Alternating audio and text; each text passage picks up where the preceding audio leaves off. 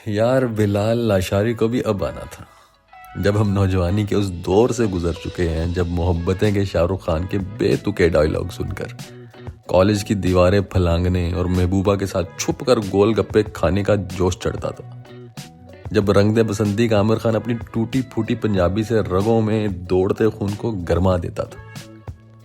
लेकिन मैं खुश हूं कि बिलाखिर बिलाल लाशारी आया और 2.5 घंटे की इस रोलर कोस्टर में वो मास्टरपीस दे गया जो आने वाली दहाइयों में एक नॉस्टैल्जिया होगी।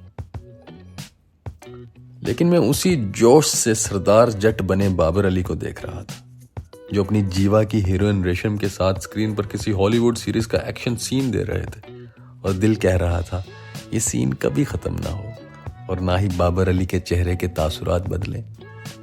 बिलाल लाशारी को भी अभी आना था, जब बाबर अली बाप का किरदार निभा सकता है लेकिन हीरो का नहीं। मैं उसी दिल लगी के साथ फवाद खान के मौला जट को देख रहा था, जैसे मैंने ग्लैडिएटर के मैक्सिमस को देखा था। मुझे उसमें वही नाराज और सब खो देने वाला जंगजू दिखाई दिया जिसे किसी मकसद की तलाश थी। मुझे माहिरा खान की मुख्य जट्टी से ज्यादा उमैमा मलिक की दारो नतनी ने मुतासिर किया, जो किसी पंजाबी देवी के किरदार में डूबी हुई थी।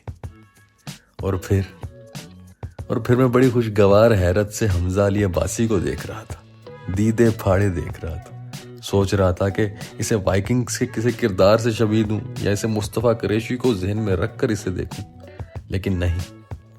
हमजा अली अब्बासी का नूरी नत अपने आप में एक फिल्म था, एक ऐसा किरदार जो फिल्म बीनों के जहन पर ऐसा छाया रहता है जैसे आसमान पर काले बादल, फिर ऐसे बरसता है कि रुकने का नाम नहीं लेता।